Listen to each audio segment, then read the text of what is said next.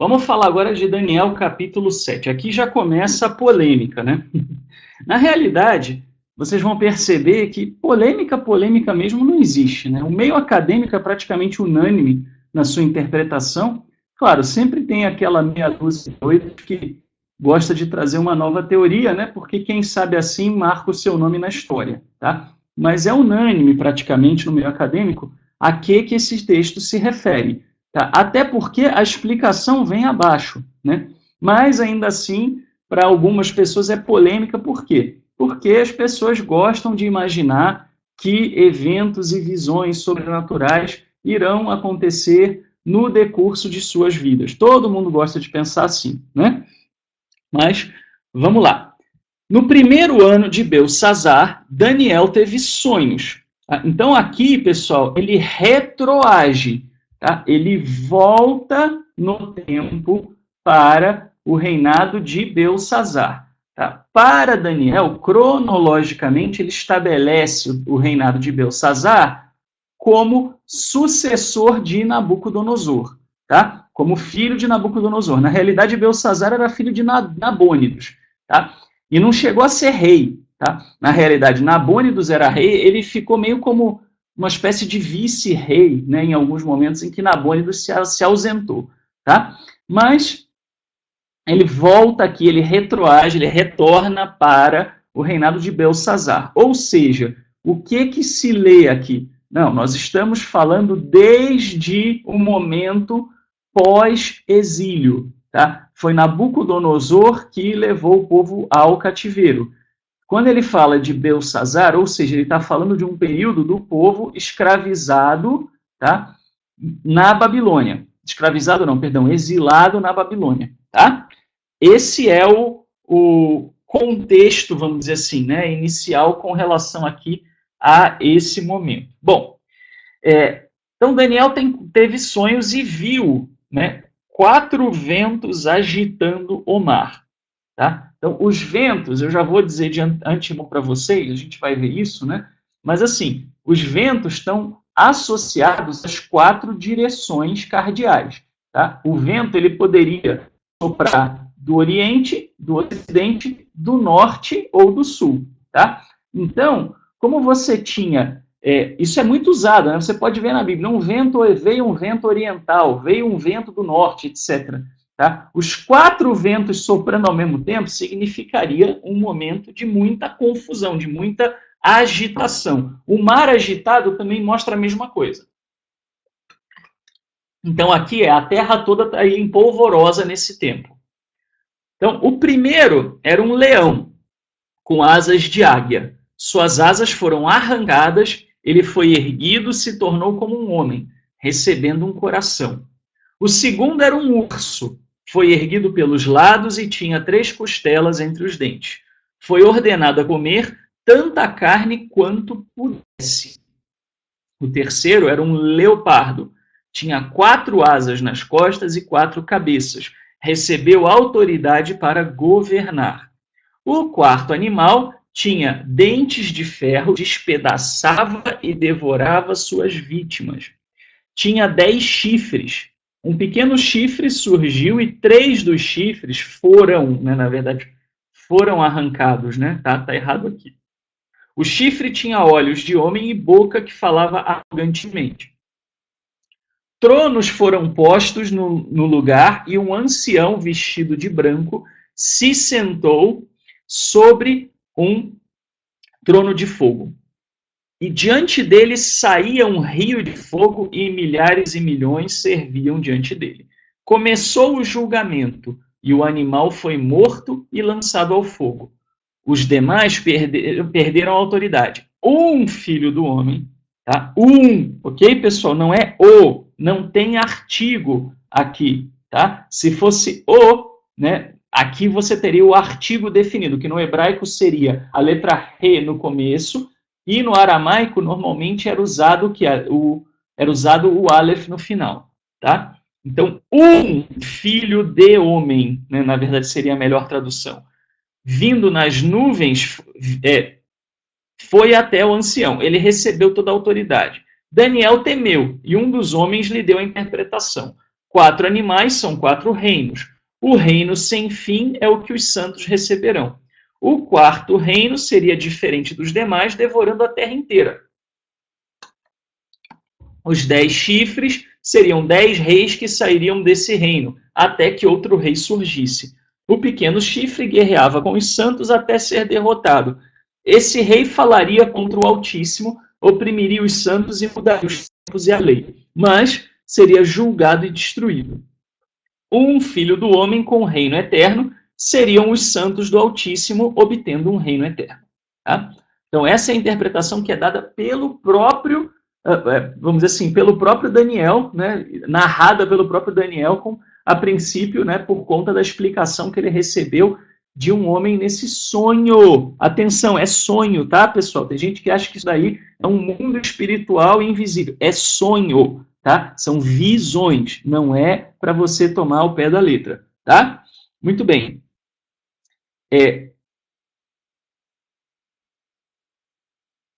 Dave, aí você teria que ver a primeira e a segunda aula, tá? Dá uma olhadinha nas aulas anteriores de Daniel, já estão todas postadas de 1 a 8, essa é a 9ª aula, tá bom? E aí você vai ter essa resposta a essa pergunta nas duas primeiras, salvo engano, tá bom? Bem, então, pessoal, vamos lá, vamos começar aqui a nossa leitura, né, e o contexto. Mas primeiro, né, vamos para o contexto. Este capítulo foi escrito em aramaico. Tá? Não apenas ele retroage para o reino de Belsazar, como apresenta uma linguagem mais antiga do que os próximos capítulos. Tá? Então, esse capítulo em particular, pessoal, ele forma uma unidade. Tá? A gente já viu que o livro de Daniel pode ser dividido em várias partes. Essa parte, ela é bem antiga, ela tem uma linguagem antiga. E ela foi escolhida para ficar no meio, né, vamos dizer, entre Daniel de 1 a 6, né, e depois o de 8 em diante. Tá? E esse trecho foi escrito em aramaico. A ilustração dos tempos em visões apocalípticas é frequentemente semelhante às descrições bíblicas do princípio dos tempos, isto é, a criação. Os monstros e o mar aparecem em paralelo em várias histórias da criação. Gênesis 1, Jó 26, 12 e 13, Salmo 33, 6 a 9, 74, 12 a 14 e Isaías 27, 1. Então, isso é um comentário, da Jewish Study Bible. Tá? Então, quando você olha para o fim dos tempos, normalmente a imagem que é usada, os elementos são os mesmos da criação. Tá? Ou seja, começa-se tudo em caos, né? E aí você tem uma criação a partir do caos, termina-se tudo em caos, para que você tenha uma nova criação a partir do caos. Tá? Então, para o semita, a criação é cíclica. Tá? Você tem até uma visão interessante disso daí na mitologia egípcia, né, que é o Ouroboros. Né? O Ouroboros é a serpente que engole o próprio rabo. Né? Serpente era usado na mitologia antiga como uma referência à eternidade por conta da serpente soltar a pele. Né? Ela solta a pele e sai com a pele novinha. Né? E o ser humano via isso e ficava doido. Né? E achava que ela era um animal eterno. Né? Se não fosse morto, duraria para sempre. Tá? Até você tem mitologia que fala disso. Né? Inclusive, a serpente no Éden tem a ver um pouco com isso. A gente tem um artigo lá no site judeu.org que fala sobre isso. Bom, então assim, por isso que tem mar agitado, vento, tá? Os monstros, isso tem a ver com essa narrativa de caos, né? De que seria um pandemônio total. Tá?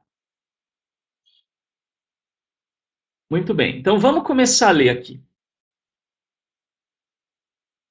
No primeiro ano de Belsazar, rei de Babilônia, Daniel, estando em seu leito, teve um sonho. Sonho, tá, pessoal? E visões lhe assomaram à cabeça. Ele redigiu o sonho por escrito. Eis o começo da narrativa. Tomou Daniel a palavra, dizendo: Eu estava contemplando a minha visão noturna quando vi os 4 ventos do céu que agitavam um grande mar. E os 4 animais monstruosos subiam do mar, um diferente do outro. Bom, então, 4 ventos e 4 feras. Tá? O tumulto de todos os 4 ventos soprando ao mesmo tempo e a violência do mar prevêem eventos ameaçadores. É o que diz a Jewish Study Bible, foi o que eu coloquei para vocês anteriormente. A recorrência do número 4 evoca, né, na verdade, tá? Evoca 4 reinos, os 4 reinos do capítulo 2, e o capítulo 7 irá esquematizar os 4 reinos mais profundamente. A gente já viu que 4 reinos eram esses, tá? Na estátua de Nabucodonosor. A saber, Babilônia era o primeiro reino. Qual era o segundo reino depois da Babilônia?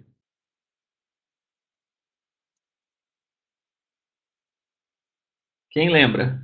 Ninguém lembra? Babilônia é o primeiro reino. Qual era o segundo? Os medos, exatamente, os medos. Os medos antes dos persas, tá? O terceiro eram os persas, muito bem, tá? E aí você teria o quarto reino, né, que seria, então, perdão, os medos e os persas, né, formariam um reino. Aí você tem os gregos e os... é isso mesmo. Desculpa, pessoal. Então, o primeiro reino era o reino dos babilônios, o segundo dos medos, o terceiro dos persas, o quarto eram os gregos, e dos gregos saíram os seleucidas, que eram um fragmento do Império Grego. Tá? Então, esses são os 4 elementos aí. Inclusive, você tem a questão da mistura de metais, né, etc., no capítulo 2. Tem um estudo sobre isso lá, né, gravado. Bom, então, você vai ter, então, essa recorrência, né, que mostra o quê? Que eles vão falar, que o Daniel vai falar mais profundamente sobre que reinos eram esses. Bom, aí ele fala: o primeiro era semelhante a um leão, com asas de águia. Enquanto eu o contemplava, suas asas foram arrancadas, e ele foi erguido da terra e posto de pé sobre suas patas, como um ser humano, e um coração lhe foi dado. Tá? Então, vamos fazer uma leitura diferente aqui. Vamos ver a interpretação, vamos pular lá para a interpretação, para a gente ver o que é que Daniel está dizendo.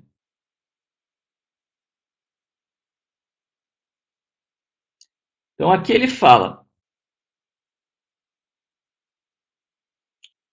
eu, Daniel, fiquei inquieto no meu espírito, as visões de minha cabeça perturbavam-me. Aproximei-me de um dos que estavam ali presentes e pedi-lhe que me dissesse a verdade a respeito de tudo aquilo. Ele me respondeu, fazendo-me conhecer a interpretação dessas coisas.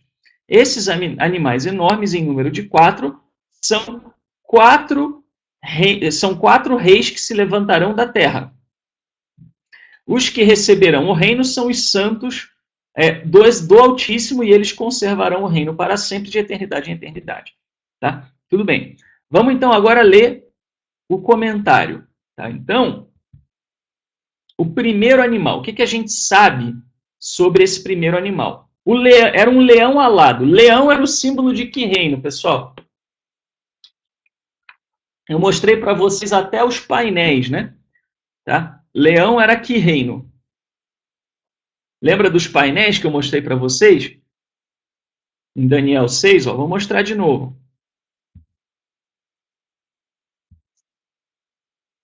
Olha os painéis aí, ó, do Império Neobabilônio, tá? Nabucodonosor em diante. Tá? Então, leão era símbolo da Babilônia, era conhecidíssimo como símbolo da Babilônia. Tá? Muito bem. Então, o leão alado, o reino da Babilônia. Tá? Era um símbolo bem típico. Tá? As asas cortadas, o que significava isso? O que era a asa, pessoal? Quem lembra? Tem um comentário até do Maimônides sobre o que era a asa. O que era a asa? Quem lembra? Asa indicava o quê?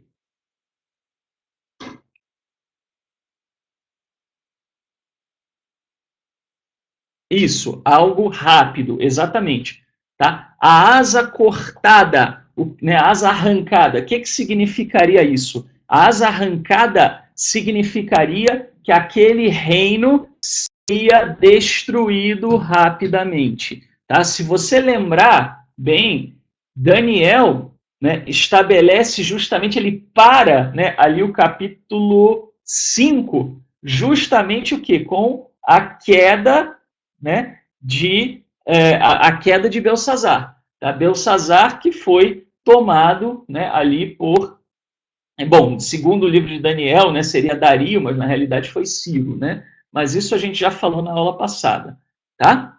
Muito bem, então o reino da Babilônia cairia logo. Perfeito, está bem contextualizado. Tá? E os israelitas, né, os judeus daquela época, né, da época mais ou menos da revolta dos Macabeus, que é quando esse livro foi compilado, né, eles entenderiam justamente isso. Tá? E a transformação em homem, você tem um vínculo nítido aí, né, com aquela situação de Nabucodonosor ter se transformado, né, num animal e voltado a ser homem. Né? E o homem, né, o coração humano, a forma de homem, indicava o quê? Indicava que havia uma certa fragilidade. Aquele reino não era um reino divino, apesar dos babilônios gostarem de dizer que os seus reis eram divinos, aquele reino não era divino. Tá? Muito bem. O segundo animal. Então vamos ler lá. Voltando aqui para o comecinho do texto. Então, apareceu um segundo animal completamente diferente, semelhante a um urso, erguido de um lado e com 3 costelas na boca, entre os dentes. Aí eles diziam: levanta-te, devora muita carne. Que reino era esse? Esse reino, né, que era o reino do urso, ele representa os medos. Tá? Os medos, eles começaram a abocanhar a Babilônia, tá? Que é justamente o quê? A imagem do urso abocanhando um pouco a carne. Tá? Mas não foram os medos que conquistaram Babilônia, né? Foi o Império Persa que conquistou a Babilônia. Tá? Então, os medos, eles haviam tido algum sucesso nas regiões montanhosas do Império Neobabilônico. Tá? Então, as costelas, elas indicam justamente a região montanhosa. Tá? Assim como, né, o urso ele é uma criatura de montanhas, né? Ele é uma criatura de lugares mais altos. Tá? Não para o livro de Daniel. Tá? O livro de Daniel, a literatura daniélica considera medos e persas separadamente. Não os considera como um único reino. Tá? Embora você não está errado, tá, Edeivo? Assim, eles meio que se tornaram, né, um único reino. Tá? Mas não é assim que Daniel considera. Tá? Então, aqui, né, a carne, né, a fartura da carne, havia uma expectativa de que os medos se levantassem e fossem na direção da Babilônia. Tá? Muito bem. Vamos seguir aqui. Terceiro animal.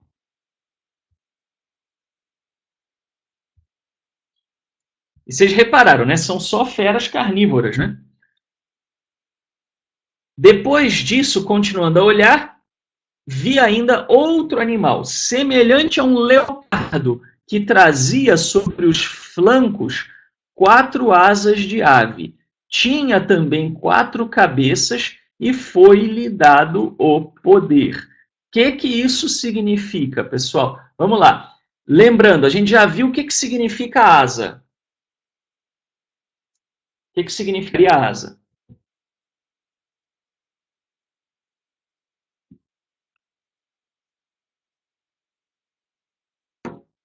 Alguém lembra? Isso, né? Velocidade, algo rápido.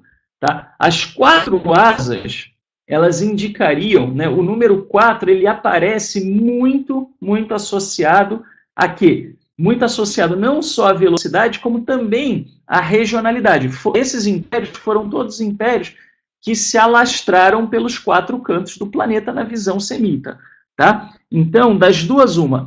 4 asas, ou significa que isso aconteceria muito rápido, e aconteceu, né, considerando o contexto lá de Belsazar, ou isso significaria um animal que se estenderia, né, quer dizer, um reino que se estenderia pelos 4 cantos. Tá? Então vamos lá, vamos para os comentários. O leopardo alado representa os persas.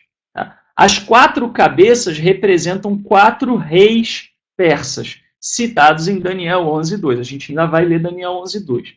Tá? As asas representam velocidade, são 4 porque representam a extensão do domínio nas 4 direções, isto é, se estendendo por toda a Terra. Tá? Então, o Império Persa viria logo depois e se estenderia por toda a Terra, e você teria 4 reis do Império Persa. Tá? Depois desses 4 reis do Império Persa, você teria o quê? A vinda de Alexandre o Grande. Tá? Muito bem. Vamos ler então sobre o quarto animal.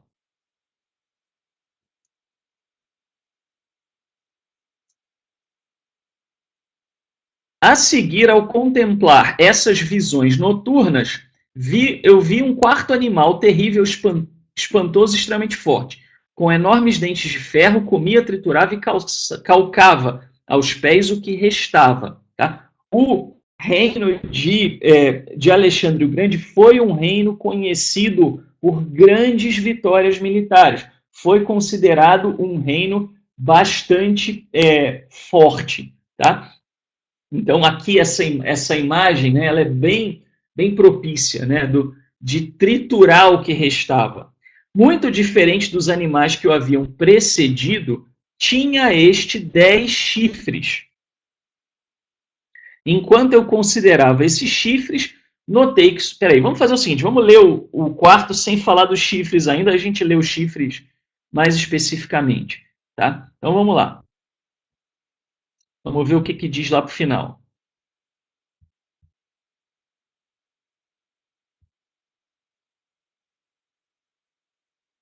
Ó, então tá aqui, ó. Ele continuou: o quarto animal será um quarto reino sobre a terra, diferente de todos os reinos. Ele devorará a terra inteira, calcá-la-á aos pés e a esmagará. Foi justamente o que aconteceu com o império de Alexandre o Grande. Tá? Então, a última fera é o Império Grego de Alexandre o Grande. Isso, Bianchini, exatamente isso. Tá? É apresentado como diferentes dos demais, pois o reinado de Alexandre foi sem precedentes militares e culturais. Tá? O helenismo, combatido pelo autor, se espalhou justamente nessa época. A destruição, portanto, não é apenas militar. Então, detalhe, vamos voltar para o contexto de Daniel. Daniel foi escrito na época do domínio dos Seleucidas. Tá? Então, Daniel foi escrito como uma parábola codificada, a gente falou disso nas aulas anteriores. Então, foi escrita uma parábola codificada para quê? Para fortalecer os ânimos dos que estavam sendo perseguidos pelos Seleucidas e pela cultura helênica. Tá? Os judeus também tiveram muitos dos seus helenizados, ou seja, adotaram a cultura grega. E esses judeus que adotaram a cultura grega, eles próprios muitas vezes perseguiam, tentavam dissuadir e tentavam, vamos dizer, se impor acima daqueles que haviam permanecido mais fiéis o quê? À Torá, né? Mais fiéis à lei do Criador. Tá? Muito bem.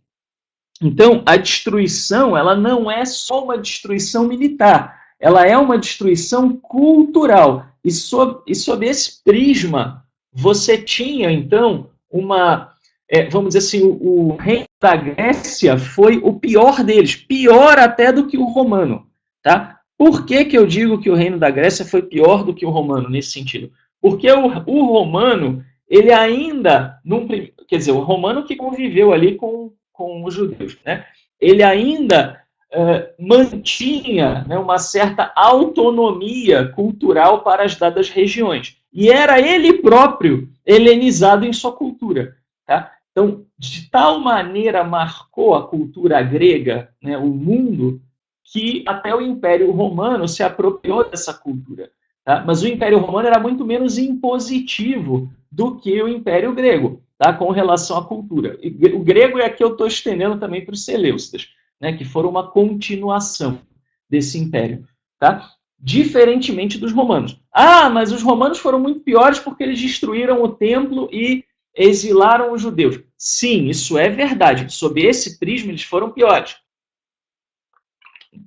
Mas eles não fizeram isso por um motivo cultural. Eles fizeram isso como uma reação a o quê? A insurgência que aconteceu, principalmente a revolta, né, as grandes revoltas ali que aconteceram por volta do primeiro e segundo séculos, tá? E essa insurgência contra o poder romano fez Roma vir e arrebentar com tudo. Não foi por uma questão cultural. Roma não chegou no meio de Israel e falou: parem de usar o templo, vamos agora consagrar o templo para Zeus Olimpo, como fizeram os Seleucidas.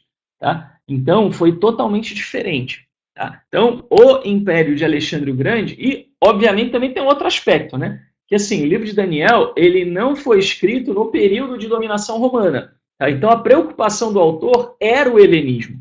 Tá? Muito bem. Vamos continuar, então. Vamos ler os chifres aqui, para a gente entender esses chifres. Por que, que o animal era chifrudo? Não é porque ele era caído, né? Tinha um outro motivo.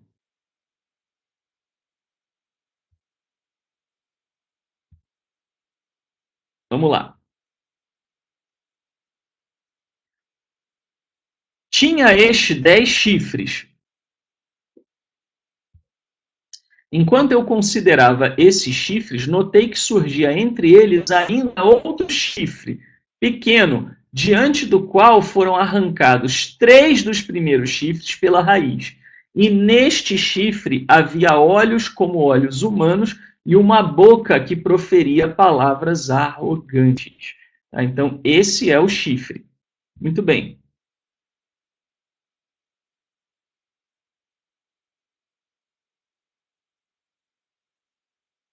Vamos lá.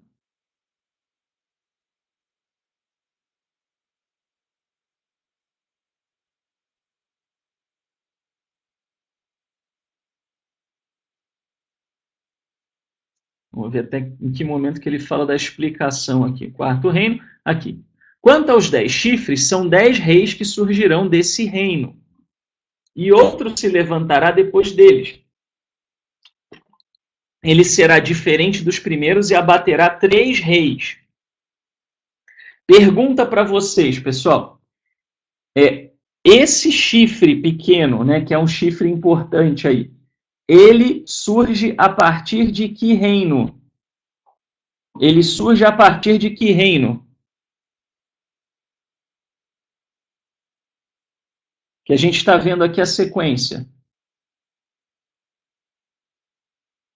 Do reino grego, tá certo? Muito bem. O reino grego que depois se dividiu em 4 pedaços, tá? Então, esse rei, ele só poderia ser um rei ou grego ou seleucida, né? Porque os seleucidas dominaram Israel depois, tá?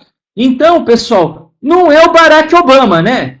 Pô, não é Mikhail Gorbachev, não é o Vladimir Putin, não é o Donald Trump, né? Tem a santa paciência, esse pessoal que fica, né, pegando versículos desconexos da Bíblia, não estuda história, não tenta ler o livro como um todo, porque o livro vai dizer claramente, lá para o final, quem são esses reinos. Ele vai dizer claramente, mas não, o pessoal pega alguma coisa lá desconexa, né, isso aqui, né, parece, né, e surgiu a besta, né, das águas, então é a Dilma. Não, não é a Dilma. Pelo amor de tudo quanto é mais sagrado, tá, pessoal? Aqui nós estamos falando sobre o reino grego, né? O Flamengo, por mais que seja também uma besta abominável, não é mencionado no livro de Daniel. O Flamengo é tão ruim que nenhum profeta teve coragem de escrever a respeito do Flamengo, de tão ruim que é. Aí nós já estamos falando do caos e das trevas no seu estágio extremo, né? Mas voltando então aqui, pessoal, não pode ser qualquer outra coisa que não um rei grego, tá? Muito bem. Aí nós temos o quê? ele diz, né? Este será diferente dos primeiros, abaterá 3 reis, proferirá insultos contra o Altíssimo e porá à prova os santos do Altíssimo. Ele tentará mudar os tempos e a lei. E os santos serão entregues em suas mãos por um tempo, 2 tempos e metade de um tempo. A gente vai ver melhor essa questão da cronologia, tá, nas próximas aulas. Então, assim, pessoal, vamos lá. Quando a gente fala sobre isso, tá, sobre esse trecho de Daniel, tem que ler o livro de Macabeus, de 1 Macabeus. Se você não ler o livro de 1 Macabeus, você não vai entender Daniel. Tá? Ah, mas o livro de 1 Macabeus não faz parte do cânone. Mas eu não estou falando que faz parte do cânone. Eu estou falando que lá tem informações históricas que são importantíssimas para contextualizar Daniel. Tá? Não estou aqui defendendo canonização do livro de 1 Macabeus. Não é isso. Um livro não é só medido se ele é canônico ou não é canônico. Ele é um documento histórico. Tá? Principalmente 1 Macabeus. 2 Macabeus já dá uma escorregadinha na jaca. Né? Não é tão histórico quanto 1 Macabeus. Tá? Mas principalmente 1 Macabeus. Se você não ler, você não vai entender Daniel, você não vai entender a festividade de Hanukkah, você não vai entender nada. Tá? Então vamos lá. Vamos para os chifres.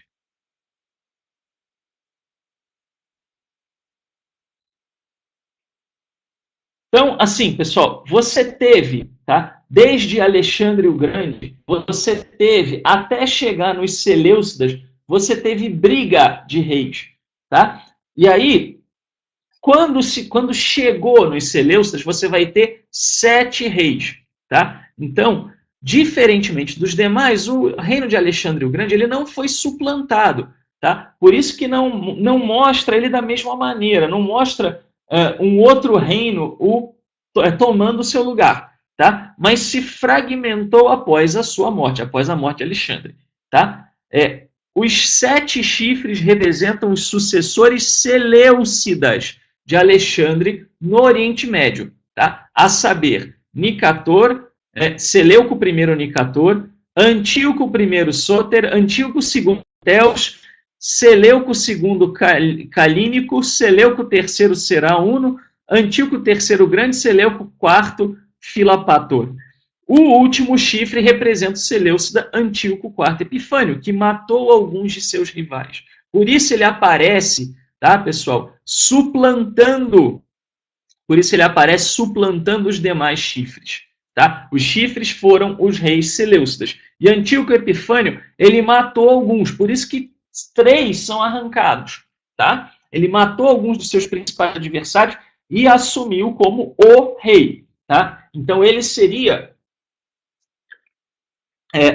o principal aqui, o principal elemento, aquele chifre que tem boca, né? Que a gente vai ver por quê, que tem olhos humanos, né? Que tem boca, tá? Primeiro, a humanização de Antíoco, né? Mostrando para eles o quê? Pessoal, olha, né? Qual é a mensagem para o leitor? Olha, ele pode ser arrogante, pode falar muita coisa, pode dizer, mas ele é um ser humano. Ele é um ser humano. Ele não é uma divindade. Não se preocupem. Ele pode ser combatido. Essa é a ideia. Tá? Muito bem. Então, vamos falar do pequeno chifre, tá?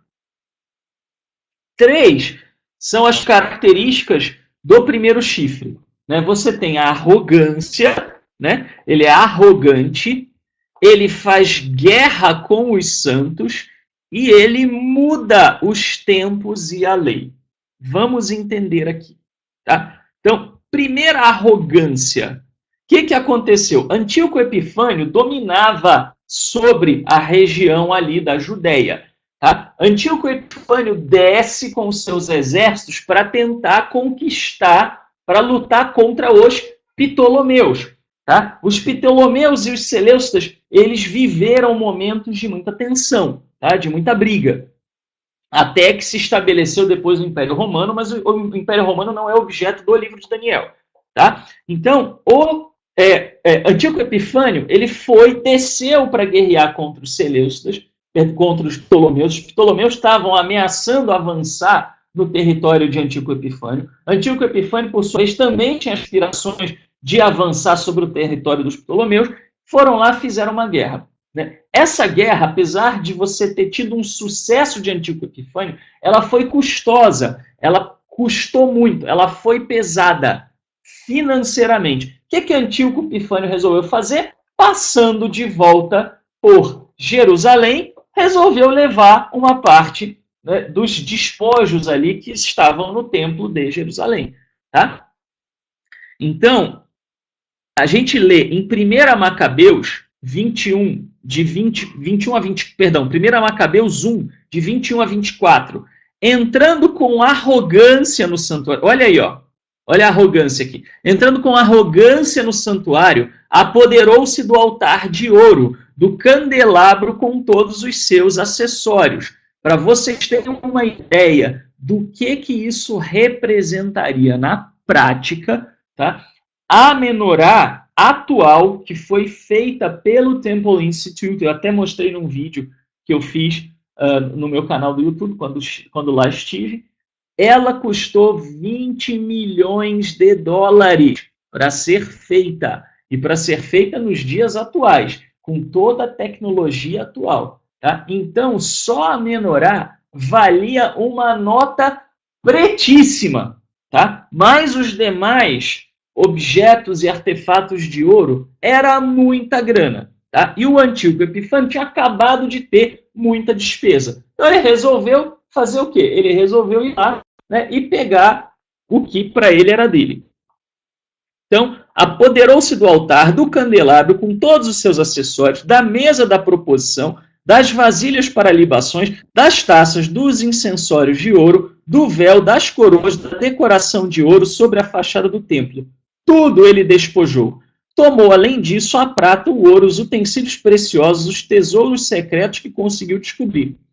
Carregando tudo isso, partiu para o seu país, depois de ter derramado muito sangue e proferido palavras de extrema arrogância. Então, olha aí, ó.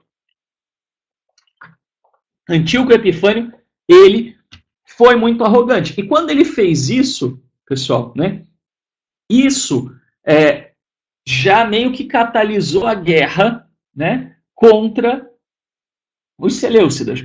Tá? Por quê? O povo de Israel, vamos dizer assim, ele era dominado pelo Império Babilônio, né? Depois ele é libertado pelos persas.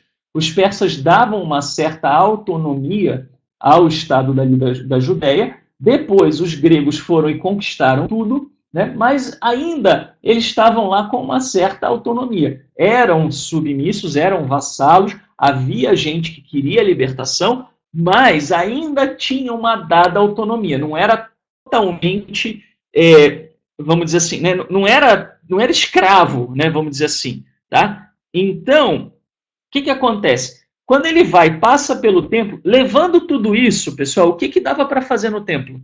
Depois que ele levou tudo isso. O que dava para fazer no templo?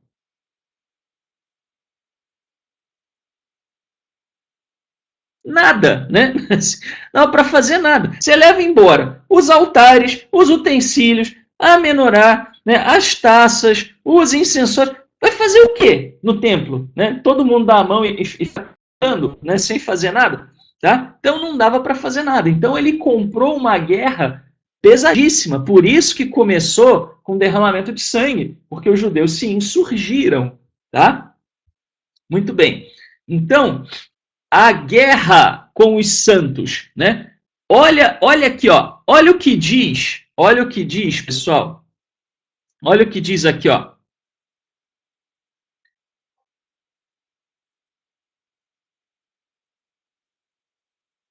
Porá à prova os santos do Altíssimo, ele tentará mudar os tempos da lei. Os santos serão entregues em suas mãos, por um tempo, 2 tempos e metade de um tempo.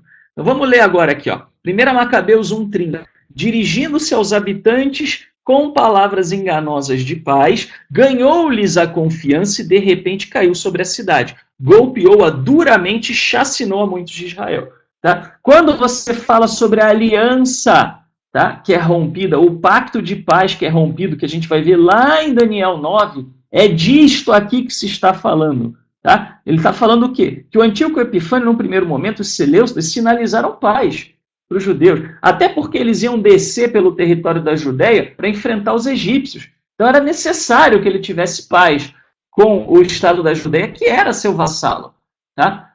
Mas na volta, ele voltou arrancando sangue, né? Por quê? Por causa disso, por causa dos despojos do templo. E aí começou a insurgência, tá? Então, você tinha, né, ali uma situação em que ele prometeu paz e ele descumpriu. Porque no que ele despojou o templo, o que aconteceu? Todo mundo se insurgiu, ele desceu o sarrafo. Tá? Pro povo judeu, ele descumpriu a aliança de paz. Tá? Muito bem. Mudando os tempos e a lei. Tá? O que acontece? Muita gente fala um monte de groselha com relação a isso. Né? Ah, mudou o sábado para o domingo. Cidadão, lê o contexto, lê o final do livro de Daniel, que fala de que reinos a que reinos ele está se referindo. Tá? E não é nada disso. Não é que ele mudou a data da festividade. Isso, pessoal, mudar a data da festividade não ia mudar chongas. A gente vê várias vezes na literatura do Tanar, tá? Festividades sendo celebradas fora do tempo, inclusive com o aval do Eterno para serem celebradas fora do tempo. Tá? Salomão estendeu a celebração de Sukkot por uma semana. Tá? Aí você vai ter o rei Ezequias celebrou fora do tempo. Tá? A festividade de quê? A festividade do Pessah. Tá? Se você olhar para a Torá, os homens que chegaram, né, e falaram, a gente não pôde celebrar o Pessah no primeiro mês porque nós estávamos cerimonialmente impuros. O que a gente faz? Outros falam, então estamos em viagem, o que a gente faz? O que o Eterno fala? Não mudareis os meus tempos? Não. O que o Eterno fala? Tá bom, faz num segundo. Tá? A questão não era essa. O problema é que tempo apontado, tá? E festividade, as festividades na Torá se usa a mesma palavra, que são os Moadim. Tá? Então, os Moadim seriam as festividades que eram celebradas no Templo de Jerusalém, elas foram modificadas. Tá? A lei e o tempo e os tempos. Tá? Por quê? Porque os judeus não iriam poder cumprir a Torá e não iriam poder fazer e praticar as suas festividades. Tá? Até porque, para fazer isso, precisaria do templo. Então, ele foi lá, despojou o templo. Tá certo? O que aconteceu? Eles disseram, como é que a gente vai celebrar as nossas festividades? O que ele falou? Não, você vai celebrar, então, celebre os deuses gregos, celebre Zeus Olimpo, celebre Dionísio, né, ou Baco, como queira. Tá? Você vai celebrar isso, você não vai celebrar aquilo que você fazia antes. Tá? Para a maioria dos povos politeístas, isso poderia não ser um problema, porque os deuses gregos eram vistos como fortes, afinal eles tinham dominado a terra. Tá? Agora, para o povo judeu, isso era complicadíssimo. Então, esse é o sentido de mudar as leis, né? Mudar a lei e os tempos. Tá? Vamos ler. O rei prescreveu em seguida a todo o seu reino que formassem um só povo, renunciando cada qual os seus costumes particulares. Tá? Ou seja, pessoal, os judeus já havia judeus helenizados. Tá? E o que o Antíoco Epifânio fez? Exatamente o que eu acabei de falar. Tá? Falou, olha, para com esse negócio dessa cultura primitiva de vocês e vamos todo mundo ser grego, né? Vamos todo mundo se helenizar. Tá? E todos os gentios conformaram-se ao decreto do rei. Ou seja, os que estavam lá na terra de Judá, mas não eram judeus, né? Para eles foi tudo numa boa. Também muitos de Israel comprazeram-se no culto dele. Tá? Então, olha os judeus helenizados que a gente falou, né? Sacrificando aos ídolos e profanando o sábado. Tá? Exatamente isso aqui. A profanação do sábado, pessoal, não era pegar o sábado e mudar para o domingo. Não tinha nada que ver com isso. A profanação do sábado era não seguir as leis sabáticas. Tá? Por quê? Porque o culto ao Eterno estava proibido. Eles iriam praticar apenas o culto aos deuses gregos.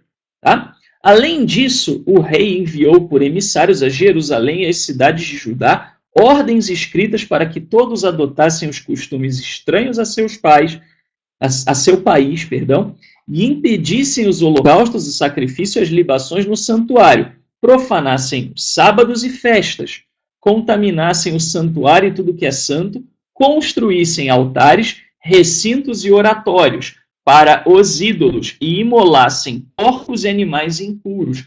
Tá? Os porcos na região do Oriente Médio eram muito cultivados. Cultivados não, criados, né? Perdão. Tá? Então, e eram muito usados em sacrifícios. Existe até quem tenha a teoria de que foi por isso que o porco foi proibido. Não é a teoria mais aceita no meio acadêmico, tá? Mas há alguns que entendem isso, que era para justamente diferenciar das demais nações. Tá?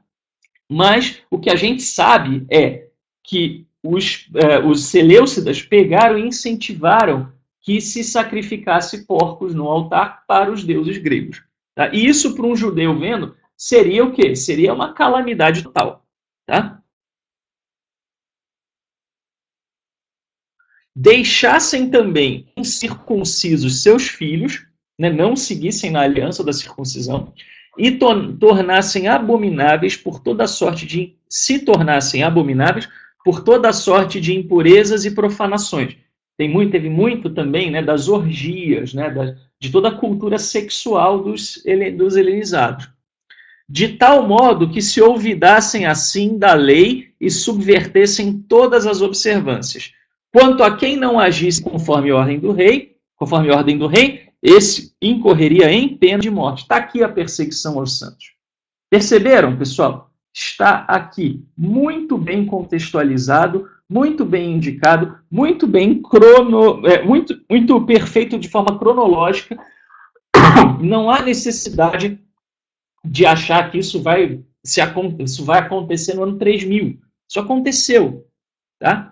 Isso aconteceu. Muito bem, vamos ler agora, vamos continuar, vamos ler agora o que aconteceu depois.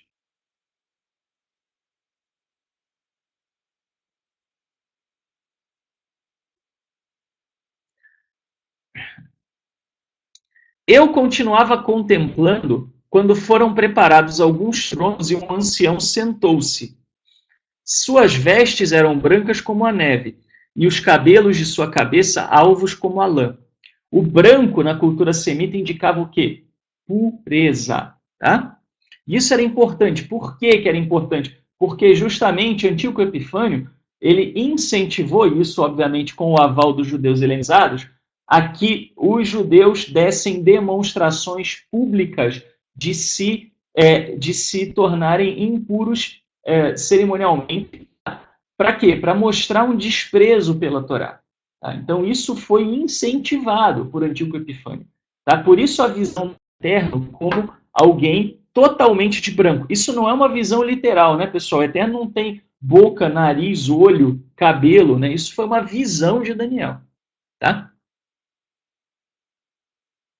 Seu trono eram chamas de fogo com rodas de fogo ardente. Tá? O que acontece? O que o fogo indica, pessoal? Juízo. Né? Então, assim, o Eterno não está gostando nada dessa história. Vai vir juízo. É assim que os judeus entenderiam lendo aquele texto. Esse texto. Né? Um rio de fogo corria aí, rompendo diante dele. 1000 milhares o serviam e miríades de miríades o assistiam. Tá? Ou seja, o que ele está dizendo? Né? Ele tá mostrando que a cultura politeísta está errada. A cultura politeísta achava que os deuses precisavam ser servidos por pessoas. Então havia muita gente que achava que o Eterno, sem o templo, se enfraqueceria. Tá? Muitos deles achavam que literalmente os seus sacrifícios fortaleciam os deuses. Tá? E aqui aparece o Eterno sendo servido por 1000 milhares, ou seja, o Eterno não está precisando de nada. Tá? O tribunal tomou assento e os livros foram abertos. Aqui é uma metáfora, né? Uma visão metafórica com relação a quê? A um julgamento, a um juízo. Eu continuava olhando, então, por causa do ruído das palavras arrogantes que proferia aquele chifre, quando vi que o animal fora morto e seu cadáver destruído e entregue ao abrasamento do fogo. Que animal é esse? O quarto reino, né? Tá? Isso é dito nitidamente um pouco antes. Dos outros animais também foi retirado o poder, mas eles receberam um prolongamento de vida até uma data e tempo determinados. Então aqui mostra o que? O juízo seria muito pior em cima dos Seleucidas. Tá? Muito bem. Eu continuava contemplando nas minhas visões noturnas quando notei vindo sobre as nuvens do céu como um filho de homem. Ele adiantou-se até o ancião e foi introduzido à sua presença. Aí vem o cidadão e fala, aqui é o Messias. Agora fala para mim, a visão de Daniel foi toda interpretada e o próprio Daniel escreveu. Aonde raios que o Daniel escreveu sobre Messias? Aonde é na interpretação de Daniel que ele escreveu sobre Rei Messias? Digam, mostrem aonde. Não tem no texto, então para de enfiar coisa no texto, né? Katsu. Então vamos lá. A ele foi outorgado o império, a honra e o reino. Todos os povos, nações e línguas o serviram. Seu império é um império eterno que jamais passará e seu reino jamais será destruído. Vamos ver a interpretação? O que é dito? Ó? Vamos lá.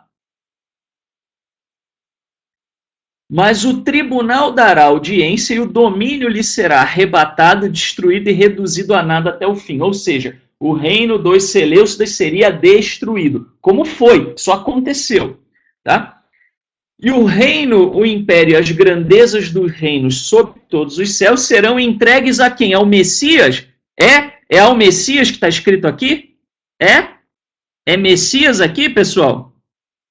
Vamos lá, né? Talvez tenha gente que não tenha enxergado. Então vamos fazer uma setinha vermelha aqui, ó, né? Vamos colocar glitter, tá? Quem é aqui nessa figura, tá?